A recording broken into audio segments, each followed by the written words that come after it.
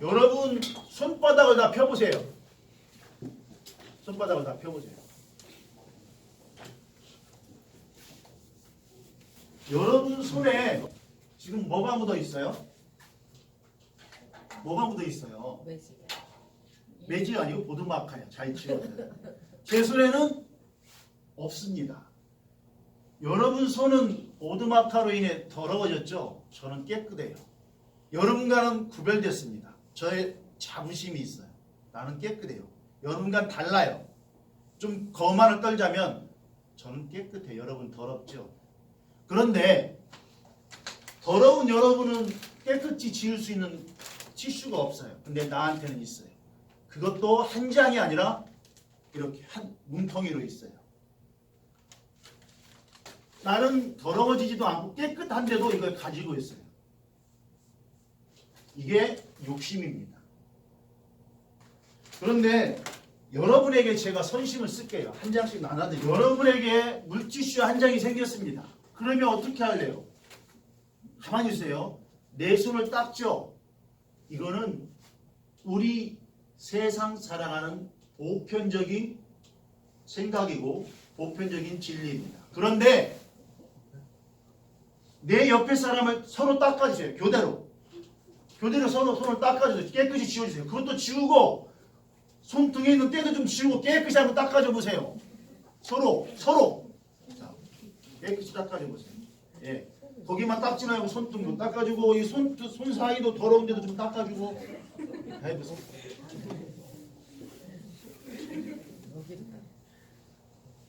하은자매, 누군가 내 손을 닦아준 기분이 어때요? 익숙치 않아요. 익숙치 않죠? 네. 그런데 좋아요, 싫어요? 좋아요. 근데 좀 쑥스럽죠? 네. 낯설죠? 네. 왜 낯설고 쑥스러울까요? 이 행위는 좋은 거예요, 나쁜 거예요? 남의 손을 닦아주는 거 좋은 겁니까, 나쁜 겁니까? 좋죠. 좋은데 왜 익숙지 않고 낯설고 부끄럽고 그러죠? 안 해봐서. 그래요. 나쁜 거 아니에요. 이게 더 좋은 거예요. 내 손만 닦는 것보단 다른 사람의 손을 닦아주는 게 더 좋은 거예요. 그런데 우리는 익숙지 않고 낯설어요. 부끄러워요. 삶에 익숙치 않습니다. 신앙도 마찬가지입니다. 신앙이 익숙치가 않아요. 낯설어요. 그렇다 보니까 남 앞에서 기도하는 것, 하나님의 말씀을 읊조리는 것, 삶 속에 이 신앙인의 모습을 표출하는 것 낯설어요. 때론 부끄러워요. 얼굴이 붉어져요.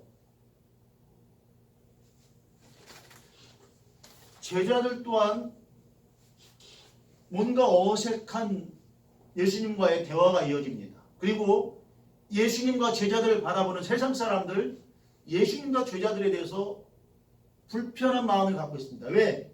예수님과 제자들의 행동이 보편적인 행동이 아니에요. 낯설어요. 자, 3절을 여러분이 한번 읽어보십시오. 16장 3절. 그들이 이런 일을 할 것은 아버지와 나를 알지 못함이라. 자, 유대인들이 예수님과 제자들에 대해서 어떤 일을 했는데 그 행위에 대해서 한 이유가 누구와 누구를 잘 모른다고요? 아버지와 예수님을. 그럼 여기서 아버지는 누구예요? 하나님이에요. 하나님과 예수님을 모름으로 이들이 예수님에 대해서 제자들에 대해서 어떤 행위를 했습니다. 그 행위가 뭐냐면 2절을 읽어보세요. 시작. 사람들이 너희를 즐겨할 뿐 아니라 때가 이르면 무릇 너희를 즐기는 자가 생각하기를 이것이 하나님을 섬기는 일이라 하리라. 자, 하나님과 예수님에 대해서 잘 모르다 보니까 예수님과 제자들을 유대 사이에서 퇴출시키려고 심지어 죽이기까지 하려고 하는 것이 하나님을 향한 열심이라고 이해했어요.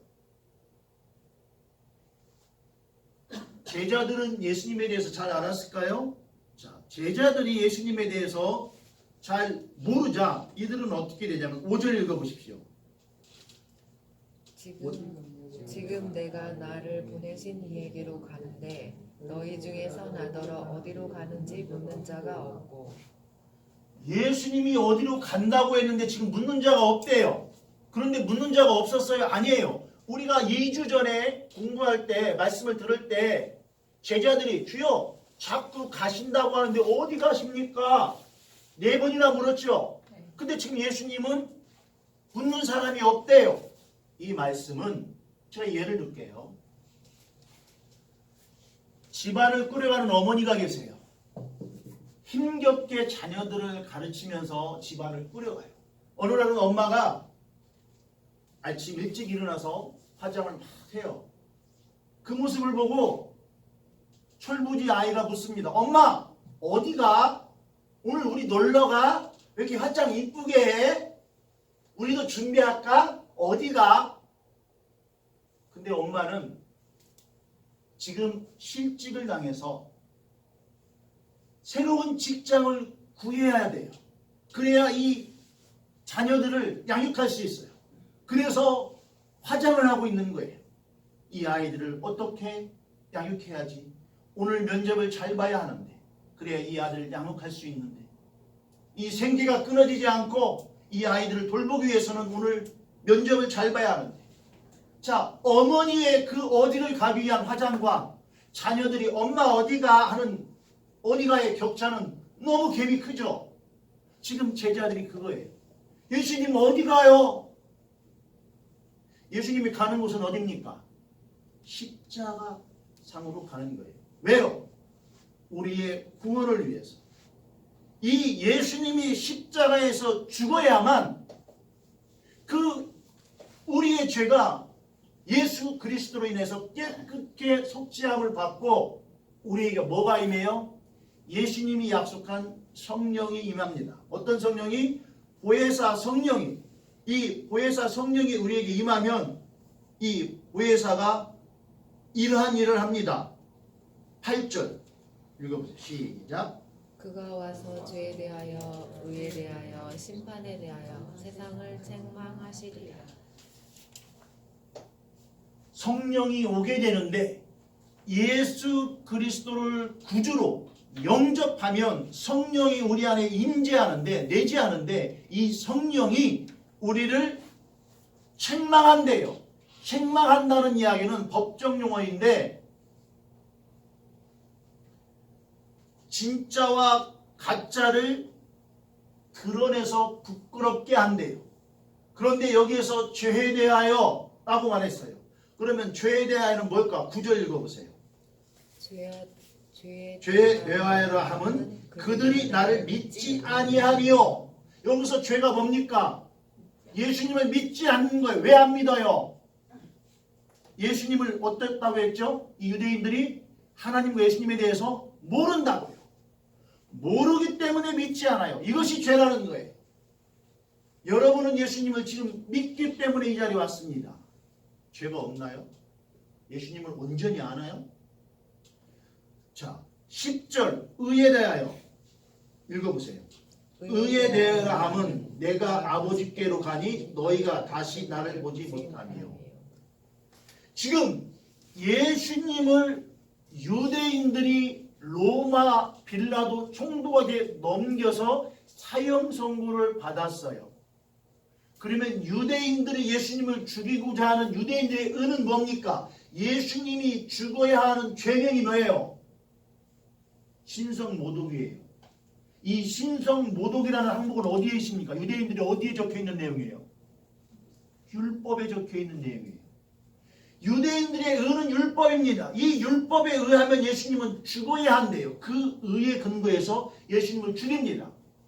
그리고 빌라도한테 넘겨준 유대인들이 빌라도가 사형 선고를 내리도록 한 죄명은 뭐예요? 소란죄예요. 소유죄. 그렇죠? 로마가 주는 그 평화의 질서를 깨트리는 선동죄예요. 세상의 의가 예수님을 재판해서 십자가에 못 박았어요. 그런데 이 예수님의 십자가는 누구의 의입니까?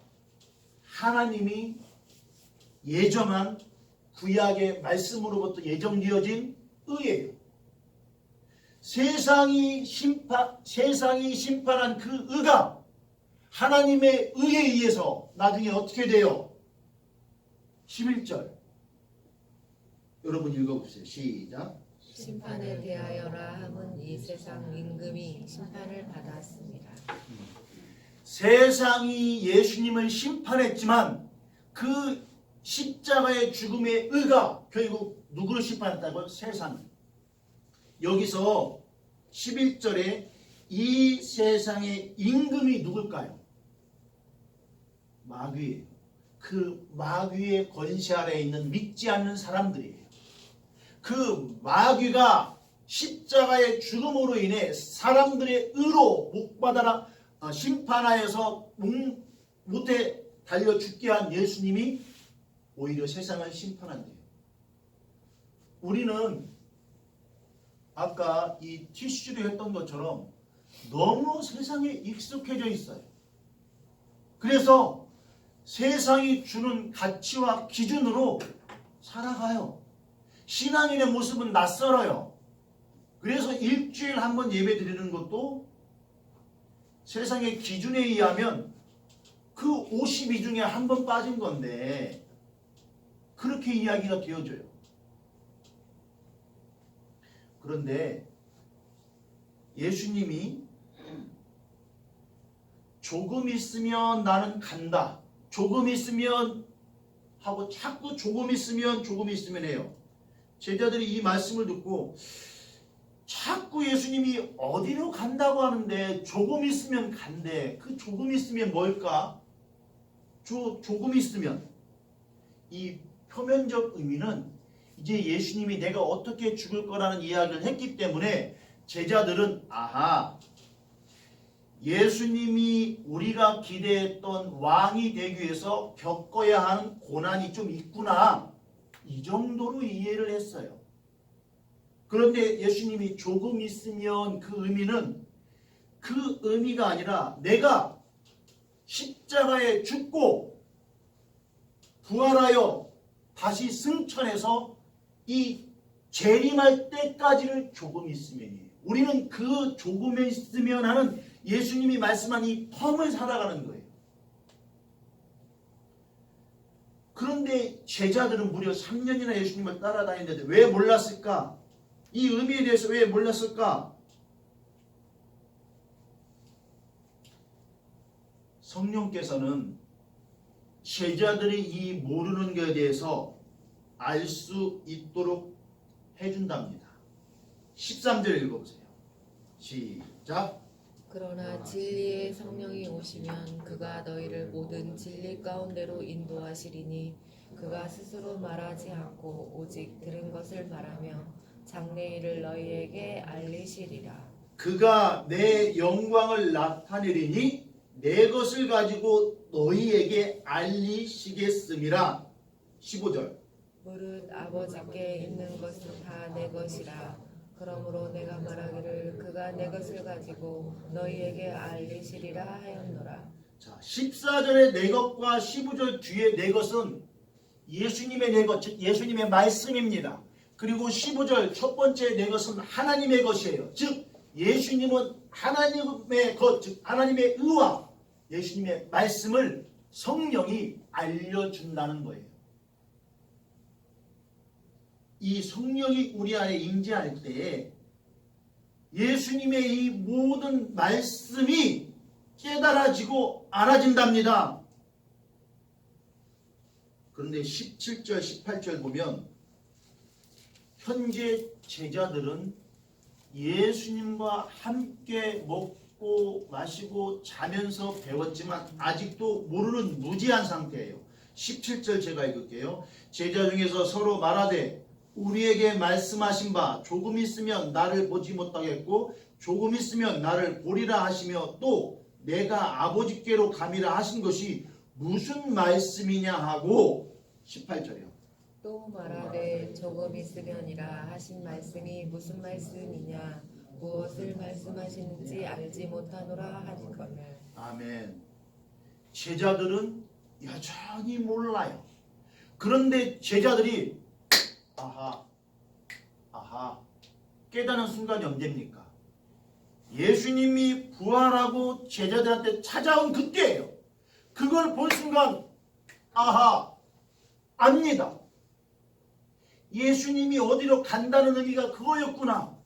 그런데 이제 제자들이 온전히 알고 무엇을 해야 할지까지 깨닫는 것은 오순절 성령의 역사예요.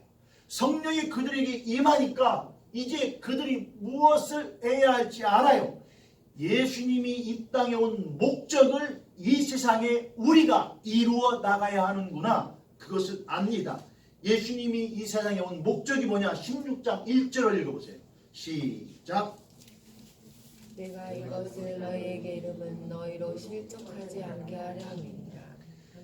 제자들이 실족지 않게 하기 위해서 예수님이 지금 이 말씀을 하시고 제자들이 성령을 받았을 때 또한 실족당하는 삶이 아니라 하나님께 영광에 이르는 삶을 살아갈 수 있도록 하기 위해서 이 말씀을 하신 것이며 복음을 듣는 모든 사람들이 실족당하지 않도록 하는 것입니다. 그러면 성령이 알리시는 것이 무엇일까요?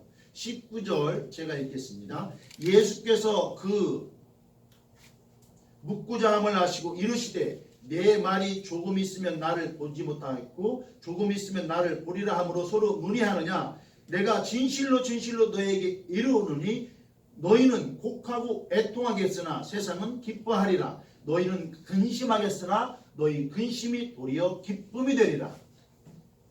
21절 여러분 시작. 여자가 해산하게 되면 그때가 이르렀으므로 근심하나 아기를 낳으면 세상에 사람 난 기쁨으로 말미암아 그 고통을 다시 기억하지 아니하느니라. 자요. 우리 아내는 자연분만을 안 해서 제가 잘 모르겠어요. 근데 이제 임신 기간 동안에는 굉장히 힘들어요. 이렇게 누워 있으면 아기가 이렇게 쏠리니까 만삭이 됐을 때 쏠리니까 힘들어서 반대로 또 누워요. 그럼 배가 이렇게 쏠려요. 그리고 한 번은 아내하고 그 액션 영화를 봤어요. 그랬더니 이 아내 아기가 액션 영화를 보고 자기도 그 액션 배우가 됐는지 발길질을 하는데 정말 이렇게 손을 댔거든요. 발로 퍽퍽 차요. 그리고 배 표면 살이 이렇게 움직여요. 그런데 아내는 그 자연분만을 안 하고 수술을 했는데 너무 힘들어서 첫째 나고 정말 그 모습을 보니까 안쓰럽더라고. 그런데 둘째를 임신했을 때 또 난대요. 아니 첫째 낳았을 때 보면 표정과 그 모습을 보면 다시는 안 날 것 같은데 또 나은데요. 우리 선생님들 자연분만 하신 분 계세요? 선생님 첫째 자연분만 할 때 고통이 어떻던가요? 말로 표현할 수 없죠. 그때는 어떤 마음? 다음에 또 나야지 이런 생각 드나요? 아무 생각도 안 해요. 그런데 둘째를 왜 또 낳았어요? 자요. 근데 키우다 보면요, 그 고통과 아픔은 상쇄돼요. 있는 게 아니에요. 그 아픔은 우리 이 감각 속에 남아 있어요. 그런데 이 키우는 기쁨, 자녀와 함께하는 기쁨이 그 기억보다 더 많은 것들을 주어요. 그래서 그걸 잊어요. 지금 예수님이 그 말씀을 하시는 거예요. 나의 죽음이 너희들에게는 슬픔이고 세상에는 기쁨인 것 같지만 이 죽음 뒤에 오는 성령의 놀라운 능력과 역사는 이 십자가의 죽음을 너희들이 세상에서 겪는 이 아픔을 잊고도 남을 만한 충만한 기쁨이라는 거예요. 그런데 이 기쁨이 성령에 의해서 우리에게 주어집니다. 결론적으로 성령이 우리에게 임함으로 인해서 우리에게 주어지는 것은 무엇이냐면 33절 읽어보세요. 33절 시작. 이것을 너희에게 이르는 것은 너희로 내 안에서 평안을 누리게 하려 함이라. 무엇을 누리게 함이라? 평안을 누리게 함이라. 또 세상에서는 너희가 환난을 당하나 담대하라 내가 세상을 이기었노라. 환난을 당하나 뭐하라고요? 담대하라 내가 세상을 이기었노라. 여기서 평안은 전쟁이 종식되고 찾아오는 평화예요. 그래서 로마가 주는 평화가 있었어요. 그 로마가 주는 평화는 로마가 세상의 모든 나라들을 자기들의 발 밑에 놓고 자기들이 정한 질서에 따라 그 나라가 움직임으로 인해서 얻어지는 평화가 로마의 평화예요. 그런데 여기서 그 지금 예수님이 말하는 평화는 그 힘의 원리에 의해서 주어지는 평화가 아니라 예수 그리스도가 이 땅에 와서 우리를 위해 십자가의 죽음으로 인해서 우리가 구원받음으로 인해 하나님이 창조했던 그 회복의 평화를 말씀합니다. 너희는 이 회복의 평안이 성령으로 인해 너희 안에 내재하니 이제 이 세상에 대해서 담대하라는 것은 배짱이 두둑하여 두려움을 모르고 기운차고 씩씩하게 살아라 그 뜻입니다. 배짱은 조금도 굽히지 않고 고집스레 버티는 성품이에요. 여러분 담대하십시오. 그리고 평안하십시오. 우리 안에 성령님이 함께합니다.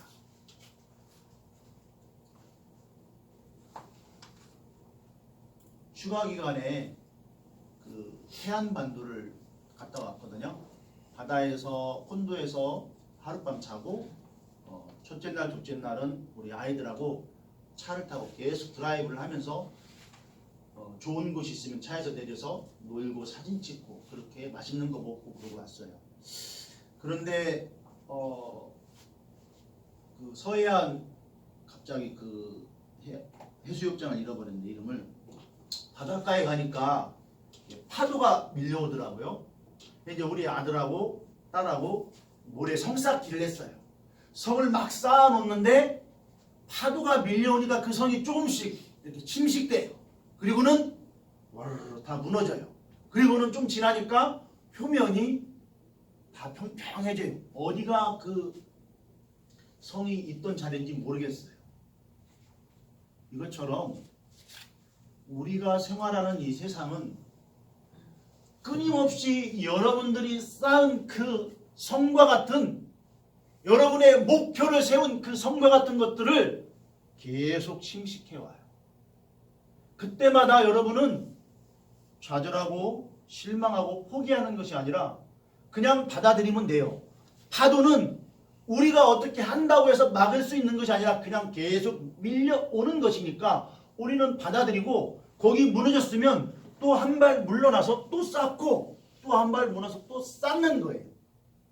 이게 우리의 그리스도인의 삶이에요. 아까 말했던 이 물티슈의 비유처럼 여러분의 이 신앙이 세상이 우리를 끊임없이 어렵게 만드는 이 곤란한 상황 속에서 좌절하고 실망하고 낙심하지 말고 그냥 받아들이고 신앙으로 평안을 유지하면서 담대하게 살아가십시오. 이것이 몸에 익숙해지십시오. 신앙의 삶이 익숙해지십시오.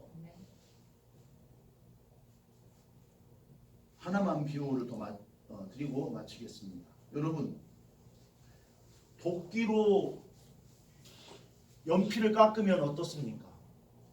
지혜롭습니까? 미련합니까? 미련하죠. 그럼 연필은 뭘로 깎아야 돼요? 네? 그래, 칼로. 무슨 칼이요? 연필 깎는 칼로. 연필 깎는 칼로 나무에 도끼질을 하면 어떻습니까? 이거는 또 미련합니까? 지혜롭습니까? 미련하죠. 여러분은 하나님 앞에 도끼일 수도 있고 연필 칼일 수도 있어요. 누구나 도끼이지는 않아요. 누군가는 도끼고 누군가는 연필입니다.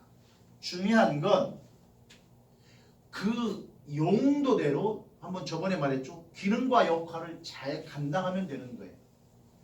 연필은 연필 깎는 칼로 깎으면 돼요. 그 연필 깎는 칼로 도끼질을 하는 것도 미련한 것이고 그 칼로 누군가를 위협하는 것은 나쁜 짓이에요. 그렇죠? 도끼로 연필을 깎는 것도 미련한 짓이고 그 도끼로 나무를 패는 게 아니라 사람을 위협하면 나쁜 짓이에요. 미련한 사람도 되지 말고 나쁜 사람도 되지 마세요. 여러분이 예수님을 믿는 거는 평안을 위해서 담대한 사람이 되기 위해서. 근데 이 평안함과 담대함은 내 의지가 아니라 성령이 우리에게 주는 겁니다. 그 성령이 주는 그 담대함과 평안함을 위해서는 예수 그리스도가 여러분 안에 있어야 돼요. 다시 한번 조용히 여러분 안에 예수 그리스도가 그 예수 그리스도가 승천하며 다시 오실 그 예수님이 우리에게 약속한 성령이 내 안에 있는지 다시 한번 조용히 묵상해 보시고 여러분은 그리스도인의 삶이 낯선지 익숙한지 한번 자기의 신앙을 조용히 뒤돌아보는 귀한 시간이 되기를 소망합니다. 기도하겠습니다. 하나님,